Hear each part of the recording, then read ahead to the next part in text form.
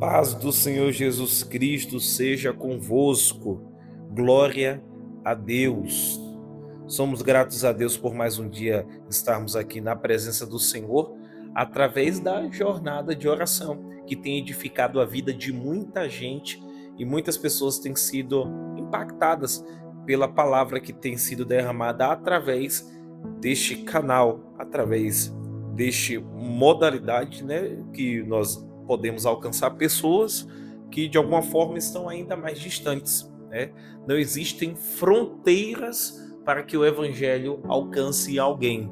E nós cremos no nome santo do Senhor Jesus Cristo que através dessa mídia social o evangelho vai chegar a pessoas que talvez nós nunca chegaríamos, mas o evangelho de alguma forma vai chegar. Essa palavra vai chegar até alguém. E dentro dessa expectativa do evangelho ser expandido, eu quero te convidar a se inscrever no canal se ainda não é inscrito, a ativar o sininho se ainda não ativou para receber as notificações de segunda a sexta-feira e ter uma semana ainda mais edificada na presença do Espírito Santo e compartilhar, como você já sabe, como é de costume que eu peço, compartilhar com 3 pessoas importantes. Agora eu gostaria que você compartilhasse com 3 pessoas que talvez você está com saudades dela. Você nunca mais viu ou nunca mais teve um contato com essa pessoa, mas você considera essa pessoa importante. Tem tempo que você não conversa com ela, tem tempo que você não a viu, mas é uma pessoa importante para a sua vida. Então compartilhe com 3 destas pessoas e eu tenho certeza que Deus vai impactar a vida de algumas delas, ou talvez de todas, né? Segundo a vontade do Espírito Santo. Eu quero compartilhar com vocês uma palavra, e será muito breve, e nessa leitura eu quero fazer 3 leituras de 3 textos aqui, de uma forma até a parafrasear, né?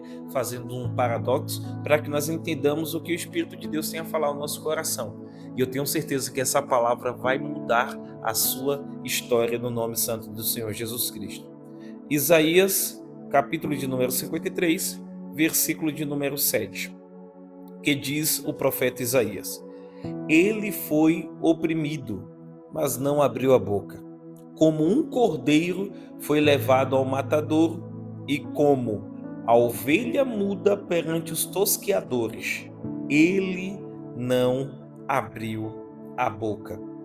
Agora vamos para o Novo Testamento, João capítulo de número 1, versículo de número 29, que diz: no dia seguinte, João viu Jesus, que vinha para ele, e disse: eis o Cordeiro de Deus, que tira o pecado do mundo. Louvado seja Deus. E agora, para concluir, vamos a Apocalipse, capítulo de número 5, versículo de número 12, que diz: que com grande voz diziam: digno é o Cordeiro que foi morto de receber o poder e riquezas e sabedoria e força e honra e glória e ações de graças. Louvado seja Deus por esta palavra. Os 3 versículos que nós lemos falam e apontam para uma única direção e pessoa, que é a pessoa do nosso Senhor Jesus Cristo, que dentro desse texto tem tido como tipo, como a expressão, como um cordeiro, e nos traz um sentido de significado daquele que foi sacrificado, ou que foi oferecido, ou se ofereceu como sacrifício em favor de muitos, em nosso lugar, em redenção dos pecadores, porque ele nos amou primeiro, sendo nós ainda pecadores. Isaías, no Antigo Testamento, vai nos trazer um relato sobre a pessoa de Jesus Cristo. Só que ele traz, obviamente, dentro desse contexto profético, apontando como o Cordeiro, que é a pessoa de Jesus Cristo. Como alguém que foi entregue como ovelha muda, alguém que fez a sua missão, cumpriu a sua missão sem reclamar, sem de alguma forma titubear, né? Sem de nenhuma maneira desistir daquilo que era o propósito. Já no Novo Testamento, no livro de João, discípulo amado, ele vai falar de João o Batista. E quando João o Batista viu a Jesus que vinha para ele e disse: eis o Cordeiro de Deus que tira o pecado do mundo. E eu quero, dentro desse contexto aqui, aplicar uma palavra para o seu coração. Jesus Cristo, ele morreu na cruz do Calvário por nossas vidas, ele entregou-se em nosso lugar.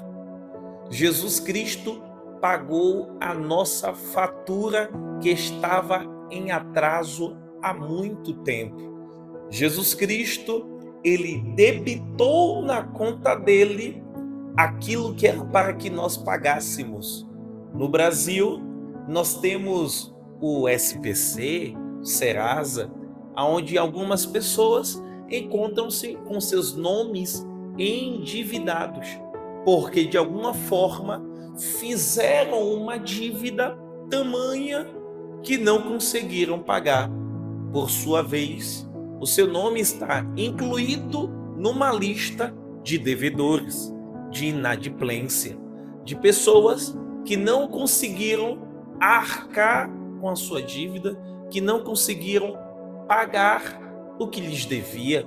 Portanto, assim, pessoas tais perdem muitos benefícios, pessoas tais ficam, como nós dizemos no Brasil, com o nome sujo, por conta de que não conseguiram quitar a sua dívida. Já aqui em Portugal, existe as finanças e alguns outros órgãos, mas de alguma maneira, se alguém estiver em atraso com algumas empresas, se alguém estiver em atraso em algum negócio, de alguma maneira, de alguma forma, será registrado. Será de alguma forma notificado de que está em dívida e que precisa quitar a sua dívida. E se porventura, ao passar do tempo, não quitar a sua dívida, sobem-se os juros, sobem-se as taxas e, obviamente, aquilo que era difícil de quitar lá no início torna-se ainda mais difícil lá no final, porque passado o tempo, passados anos, a dívida aumenta. Quanto mais tempo passa, maior é a dívida. É como uma bola de neve. E eu quero contextualizar para que você entenda. Em Gênesis, essa dívida teve o início, quando então um homem chamado Adão desobedece a uma ordem direta do nosso Deus. E esta ordem foi para que não comesse da árvore do fruto do conhecimento do bem e do mal. E de maneira que, se comesse desta árvore, se comesse deste fruto, morreria, lhe sobreviria a morte. Você conhece o contexto? Dali em diante começa a dívida do homem. Passam-se milênios, anos e mais anos, décadas e mais décadas.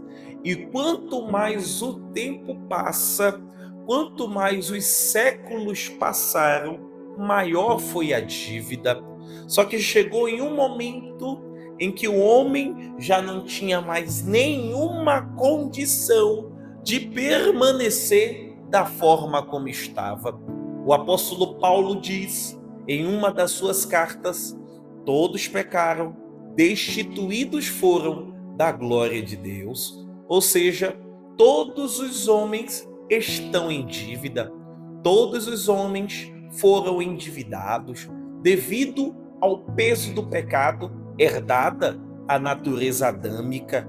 Visto isso, a Bíblia nos mostra uma única e suficiente solução.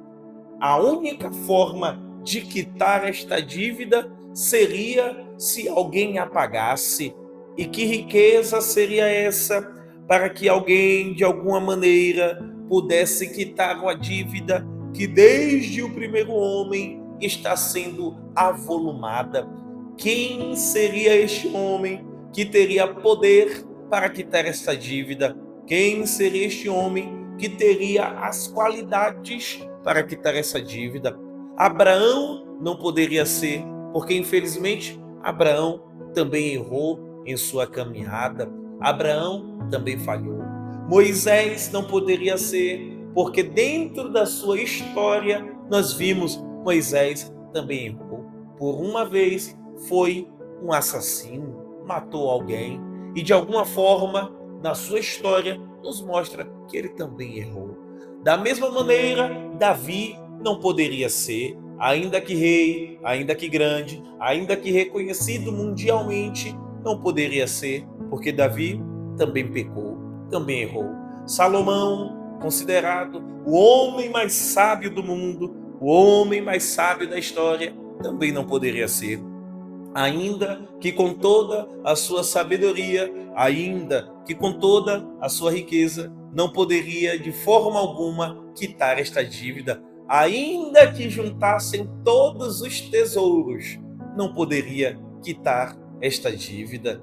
De acordo com toda a história, nós vemos o contexto de que o homem não poderia de forma alguma quitar essa dívida por si só. Teria que ser alguém perfeito, teria que ser alguém sem mancha, teria que ser alguém sem pecado, teria que ser alguém que tivesse riqueza tal, glória ao nome de Jesus, que pudesse quitar tamanha dívida. E aí é por isso que eu li no livro de Apocalipse, capítulo 5, versículo de número 12, que com grande voz diziam: digno é quem? O Cordeiro que foi morto. De quê? De receber o poder e riqueza, sabedoria e força, honra e glória e ações de graça. Só quem tem poder, só quem tem riqueza, tamanha abundante em plenitude, sendo pleno homem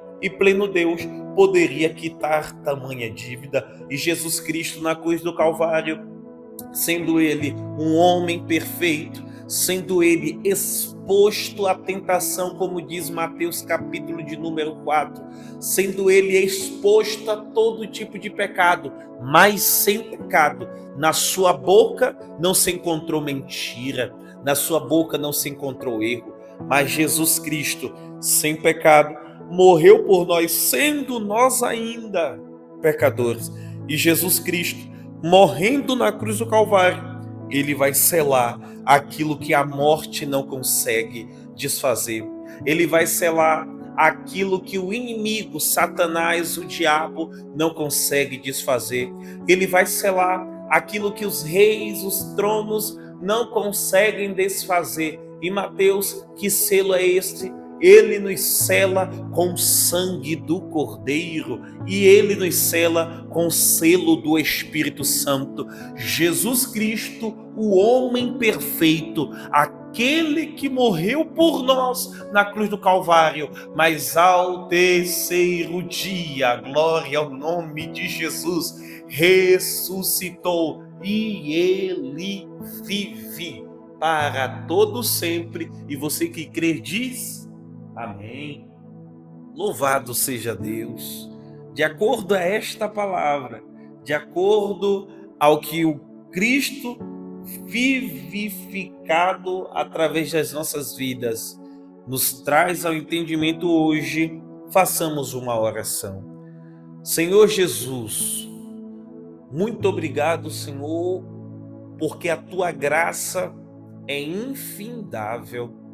A tua graça é de geração em geração, tu és poderoso, tu és eterno, tu tens todo o poder. Deus, muito obrigado, porque o Senhor entregou-se por nós, sendo nós ainda pecadores, sendo que nós não poderíamos pagar ou quitar tamanha dívida, mas o Senhor limpou o nosso nome, glória a Deus, mas o Senhor retirou o nosso nome do juízo, glória a Deus, e da condenação. É por isso que o apóstolo Paulo disse em Romanos 8:1, Portanto, agora, nenhuma condenação há para os que estão em Cristo Jesus. Que Deus abençoe a sua vida, em nome de Jesus. Amém e graças a Deus.